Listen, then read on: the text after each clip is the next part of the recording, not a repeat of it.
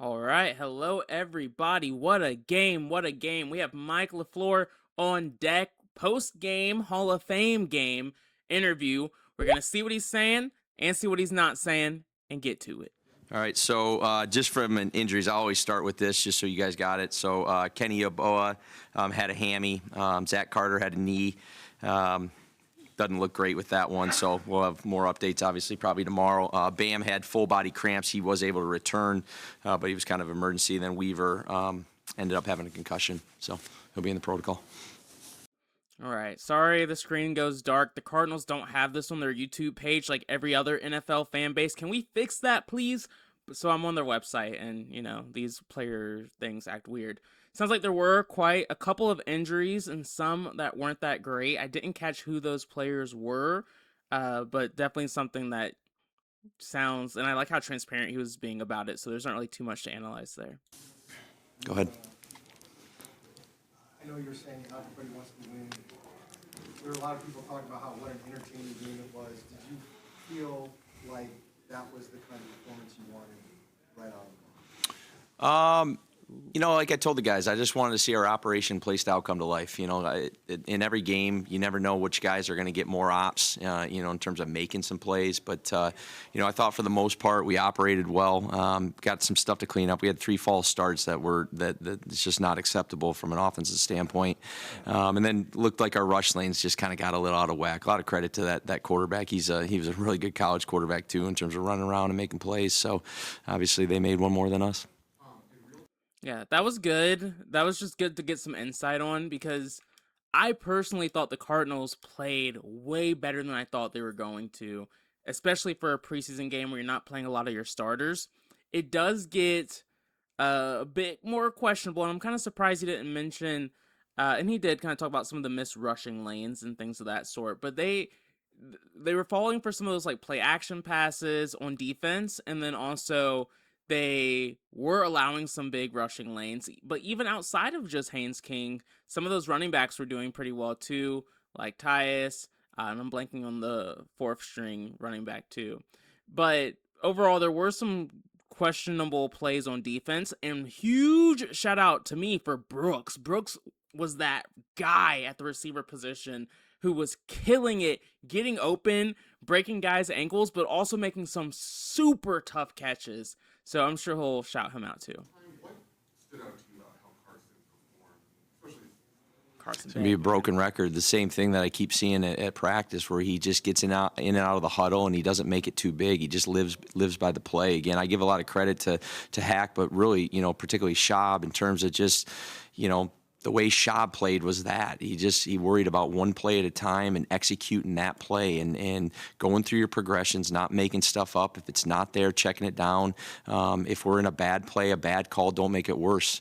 Call the keeper, where we faked left, kept right back, and there was, 8 guys in his face, and I knew better than that. And I told him, I said, hey, if the strong safety comes off the edge, just get some depth and be ready to ditch this. And sure enough, and he goes, he was laughing at the top when he saw that strong safety, and it's like I wasn't laughing because it was a crap call, but man, he saved us, in terms of just ditching that right there, and that's the right play in that moment. So I was proud of the way he played, and it's a good first stepping stone for him. Wow, okay. We all know Carson Beck played his ass off. So I was expecting positive words and just a lot of coach speak of, yeah, he's playing well. He looked really good. He trusted the process. All the random cliches. He was very consistent. He didn't make mistakes. All things that would have been true. But we actually got a specific example of how much they do trust Carson Beck to like listen and like do the right thing when we tell you what's going, like a scenario you might see, still making the right call even if it's not a positive play on the field. And that's why you didn't see any interceptions yesterday. That's a coach going a little bit above and beyond, saying like, hey, you didn't make mistakes, but hey, we are really effing with you, man. Like, we are riding with you. And it's hard not to get excited about Carson Beck after that game yesterday. from an evaluation standpoint, you see it in camp, you see it in practice, and being cool and competent. You see it in the game where the line bullets fly, so to speak.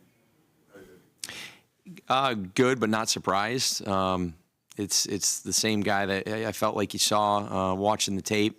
Didn't watch a lot of them, I would say live on Saturdays by any means, because I don't watch a ton of college football in the moment. But he's been in so many big moments. This was a really cool environment.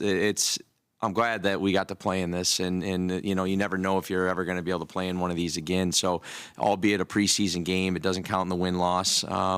But it was a cool environment for him to just kind of, hey, it's just another game, and that's the way he took it, and he's been in big ones, and I think that's just kind of how his mindset works. At the beginning of the game, did you notice any kind of demeanor change in him? Nothing, no. Of who?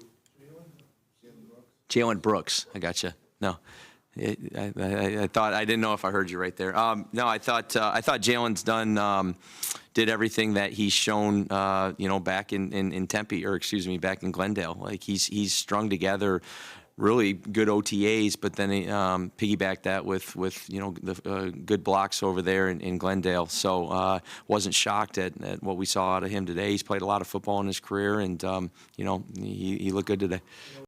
He was way more tame than I thought he would be.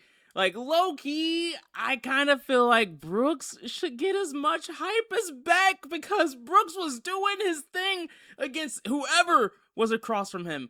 I don't know. What do I know? I'll trust Coach here. Billings really seemed like he was throwing a lot of stuff up in a brief amount of time.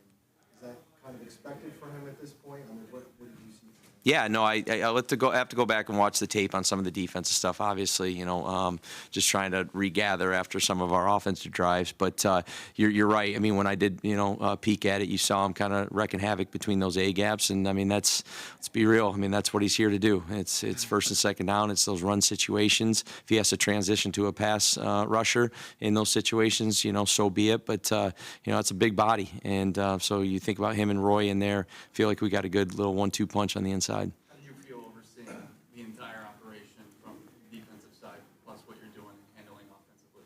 Yeah, and I thought, again, going back and watching in between the whistles, the tape, I'll have a better answer for that, in 2 days when I see you guys. But in terms of just the operation, the substitutions, all that kind of stuff, like even, when I burned a timeout there, what is that, in the second quarter, like that was on me. Like, that was nothing with our offensive guys. So, yeah, I thought they operated well. I thought our special teams, it seemed like we had 11 guys out there. There wasn't guys running in and out, and that's what you want to see. Like that's good football. Good football doesn't mean you're going to win. It just gives you a chance in that facet, and we talk to those guys all the time. What you do before the snap all it takes is really focus. It takes absolutely no talent, and we will be a team that operates the right way.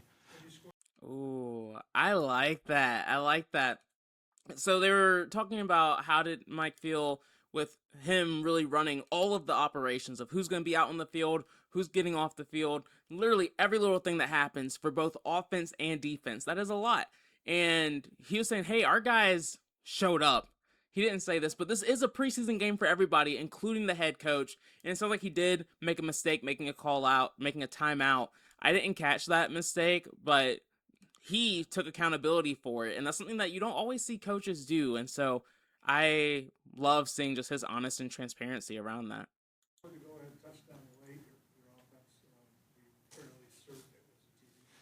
That I actually was talking to the official before that, because we had pretty cool dialogue through that through the second half, and that happened so fast that I wasn't certain. I thought there was a chance, but I wasn't certain, and then obviously. They blew it before we obviously got that snap off, and we were telling the quarterback to kind of slow up anyways. So, and then once you saw the one replay, you knew. So. Was there a plan for how many snaps or how long you wanted Carson to go? Y'all, I can't understand what any of these reporters are saying. Can we get them some new mics or something? Anyway, we can tell by his answer whatever it is they're saying. Yeah, so it was strict plan. So we were going to go the first half no matter what, and then the first drive of the second half, which is obviously what happened. So the whole point of that was obviously give them the first half and then feel what it's like to be in an NFL halftime, what it's like to kind of warm yourself up, really how quick it is. There's no marching bands going back and forth and all that, what they're used to in the dog and pony show that is. So, yeah, just wanted him to feel that, and he did. And when we got the turnover, I was kind of thinking I didn't know if Slovis was totally warmed up yet. Whether it be just kind of the lower half, being loose and throwing. So, but right when we got the turnover, Shabby said he's good, and so we went with the plan. Good. That was the setback, where we ended up having a penalty, stuff like that. So came out and obviously got an explosive off a keeper, and no, I just thought he was steady all day. And again, I think some of the issues were more, like I said, the keeper down in the red zone. That was just a crap play call, and sometimes you're going to get edge and protection a little bit. And I thought he did a good job of not making those worse. Well, for you personally, I know it's the preseason, but this is your first game as a head coach. How did it feel for you to kind of get that first one out of the way? Yeah, it was cool.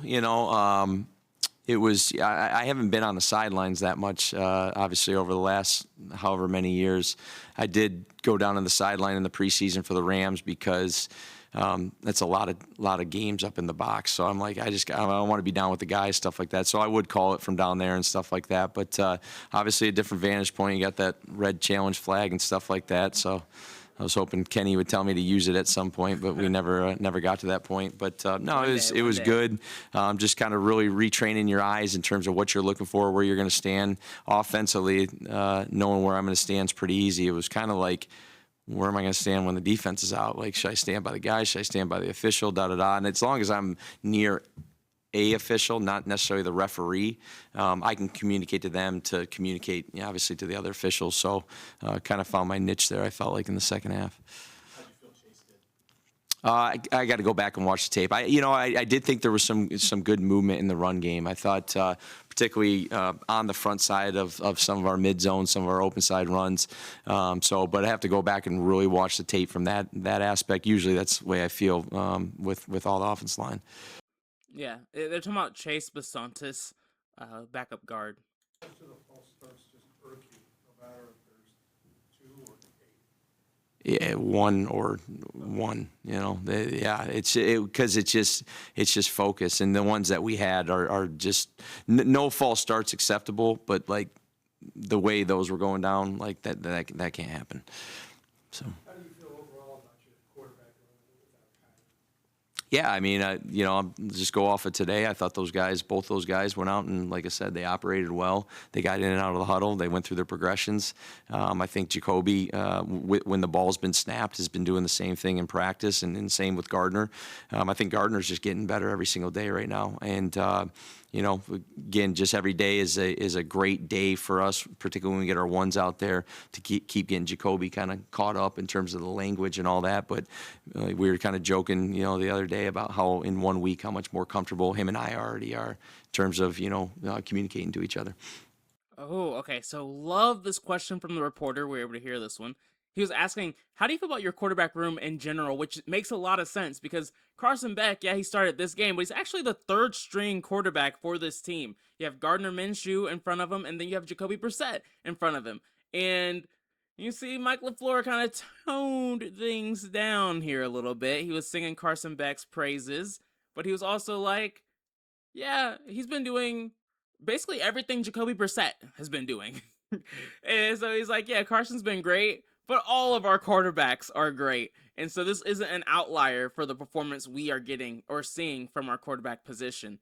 And he specified, yeah, Jacoby, things are a good day when our ones are out there. And so there's no quarterback controversy here. I've already seen some comments from people that they are loving Carson Beck. They want to see him start sooner rather than later. But I am curious, like Cardinals fans, like how are y'all feeling about it? I personally would like to see Brissett start for the foreseeable future. He's a pretty decent starter, but am I wrong? Like, how do y'all actually feel? 'Cause that's what matters to me, at least. But it does seem like there's no controversy here. Mike handled that question perfectly. You have a good idea what you're going to do at quarterback in the next game? I have a good idea, and I'll probably share it a little bit later. Out of respect, for our guys right now. I just want them going back, getting their treatment, and like I just told the guys, win, lose, draw, whatever it was going to be, like we got to go back to work. Like this is training camp, and this is getting ready to go peak by September 13th. So, we'll have a good block. We got a good 2 days. We got our jog through. We'll have that other day. Then we're heading back to Tempe, and then kind of we'll change up the blocks once we get back. How quickly did you just dismiss the counter situation and you just take the team and say, I mean, I'd say pretty quickly. You know, it's once we made the decision that we were going to do that, it was, you know, the show goes on, and that's quarterback all the way down to the punter to any coach. You know, like I've put on record, I think best for both parties, and you know, so here we are. All right, good stuff, Cardinals. Great game, just across the board. Best preseason game I've ever watched. Obviously, biased a little bit, but just great stuff across the board. And honestly, just paying more attention to the Cardinals this week more than I have historically. I feel like they're going in the right direction with a lot of the decisions that they've made. So, good luck this season, y'all. I hope you are doing great. I wish you all luck moving forward. If you want me to keep making videos like this for you all, let me know in the comments. If not, that's fine too. Like, subscribe, or don't. But either way, I'll see y'all next time. Peace out.